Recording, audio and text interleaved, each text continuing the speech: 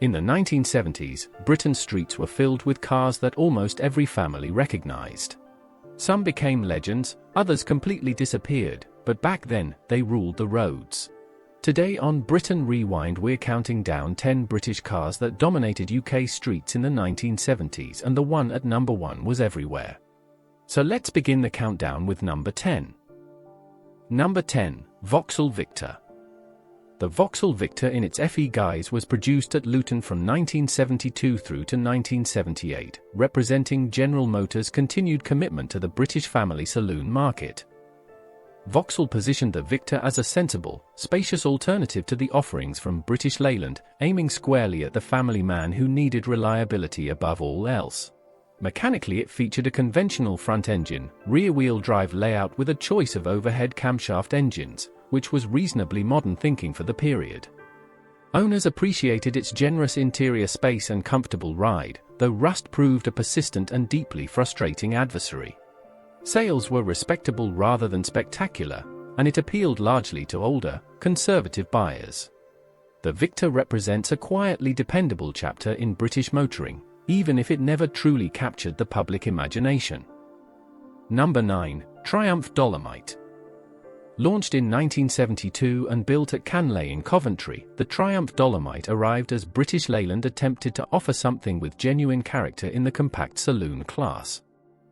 The Dolomite Sprint variant in particular drew considerable attention, featuring a sophisticated 16-valve cylinder head on its 2.0-litre engine, an engineering achievement that was genuinely impressive for a mainstream British car of that period. Standard models offered more modest performance but retained the same handsome Italian-influenced styling. Owners found the Dolomite rewarding to drive, with decent handling and a refined interior that felt a step above its contemporaries. Build quality, however, was inconsistent, and electrical reliability left something to be desired. Nevertheless, the Dolomite remained a cherished choice for the discerning British motorist with sporting ambitions. Number 8, Austin Maxi. The Austin Maxi, produced at Longbridge from 1969 and continuing well into the 1970s, was an ambitious attempt by British Leyland to create a truly versatile family hatchback before the format had become widely established. Its long wheelbase provided a remarkably practical interior, and the fold-flat seating arrangement was genuinely innovative for its time. Power came from the E-Series overhead camshaft engine, driving the front wheels through a somewhat notorious all-synchromesh gearbox that required considerable patience to master smoothly. Families valued the space enormously, though the clunky gear selection and uninspiring driving dynamics were frequent complaints. Sales were steady if unspectacular, and the Maxi found particular favor with larger families seeking economy. It remains an underappreciated pioneer of the practical European hatchback concept. Number 7, Rover P6. The Rover P6 3500, though introduced in the late 1960s, remained thoroughly prominent throughout the 1970s and continued in production until 1977 at Solihull.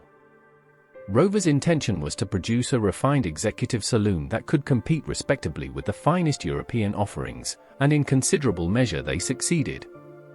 The 3.5-litre V8 engine, derived from a BIC unit, offered effortless performance combined with a smooth, cultured character that suited the Rover image admirably. Ride quality was excellent, and the interior communicated genuine quality. Fuel consumption, however, became an increasingly uncomfortable topic after the 1973 oil crisis, and running costs were not inconsiderable. The P6 was favored by professional men, doctors, and senior managers. It remains one of the more genuinely distinguished British cars of the entire decade. Number 6, Ford Cortina 3 Malawian Quad-Chars. The Ford Cortina in its third generation, produced at Dagenham from 1970 to 1976, was arguably the quintessential British family car of the early 1970s. Ford's approach was straightforward and commercially shrewd, offer broad choice, dependable mechanics, and accessible pricing to capture the largest possible share of the market. Engine options ranged from modest 1.3-litre units through to the more spirited 2.0-litre GT versions, all driving the rear wheels in conventional fashion. Owners found the Cortina honest and uncomplicated, with a dealer network that made servicing relatively painless. It was not a car that inspired passion, but it delivered competent, reliable everyday motoring without drama. The Cortina topped British sales charts repeatedly, becoming as familiar a sight as the red telephone box itself. And if you have made it this far, watch out closely, as one of the cars still to come in this countdown would go on to carry a significance far beyond mere sales figures, shaping the very direction of British motoring for a generation to come. Number 5. British Leyland Mini.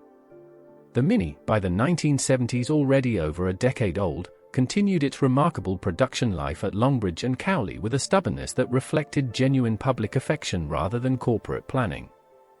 Originally conceived by Alec Isigonis and launched in 1959, the Mini's transverse front-wheel drive layout remained as cleverly space-efficient as ever, offering an astonishing amount of interior room within a remarkably compact footprint. Ownership was inexpensive, and running costs were modest enough for young drivers and smaller families alike. Mechanical simplicity made home maintenance relatively accessible, which many owners genuinely appreciated. Rust, however, was a persistent companion, and refinement was never its strongest quality. Yet the Mini endured because it had become something beyond a car. It had become part of British identity itself. Number 4. Hillman Avenger. The Hillman Avenger, produced at the Rootes Group's Ryton plant from 1970 onwards, represented the Chrysler-owned marque's honest attempt at a conventional rear-wheel drive family saloon to compete with the Cortina and Escort. It was an unpretentious, straightforward motor car that made no extravagant claims but delivered reliable, competent transportation for ordinary families. Engine options were adequate rather than exciting, and the handling was acceptable in normal conditions. The Tiger and GT variants offered slightly more enthusiasm, though the differences were modest. Build quality was generally reasonable by the standards of the period, and rust was less catastrophic than some British contemporaries.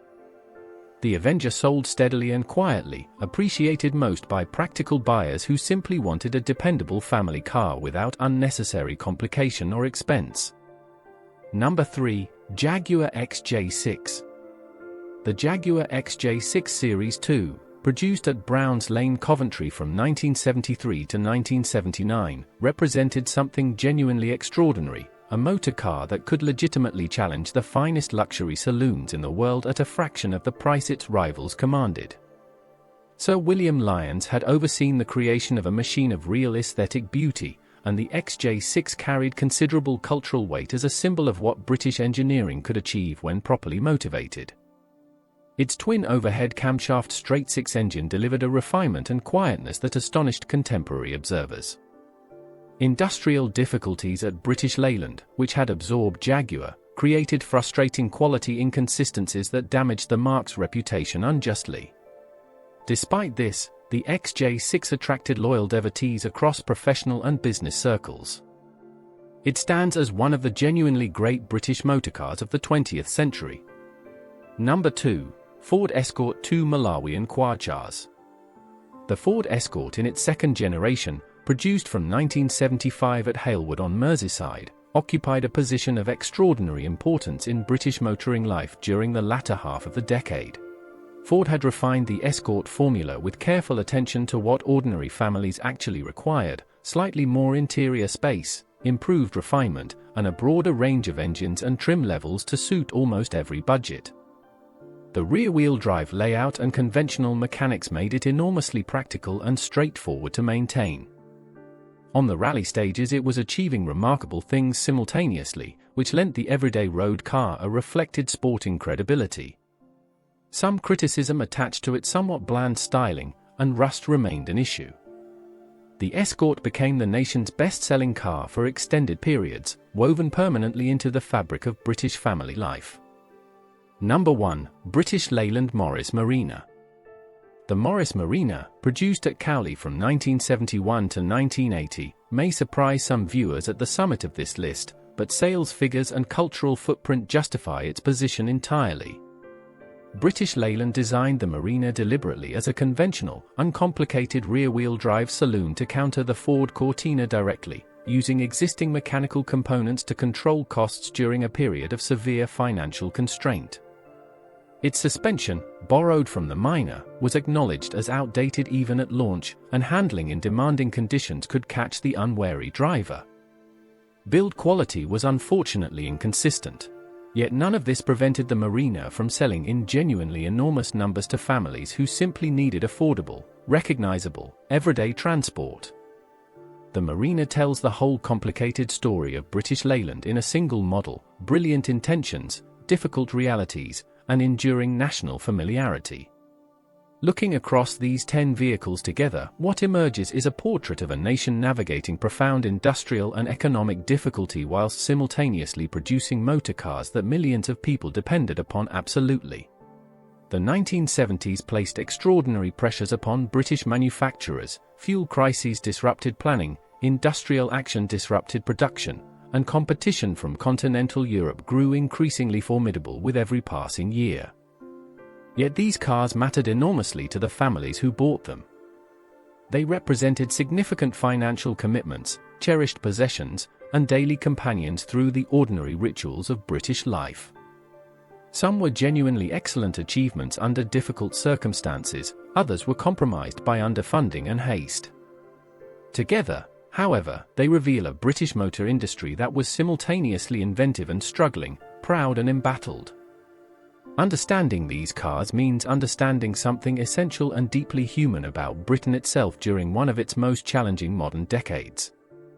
Thank you for joining us here on Britain Rewind. If this journey through 1970s British motoring brought back any memories, or simply deepened your appreciation of these remarkable vehicles, please do give the video a like. It genuinely helps this channel reach more people who share the same passion.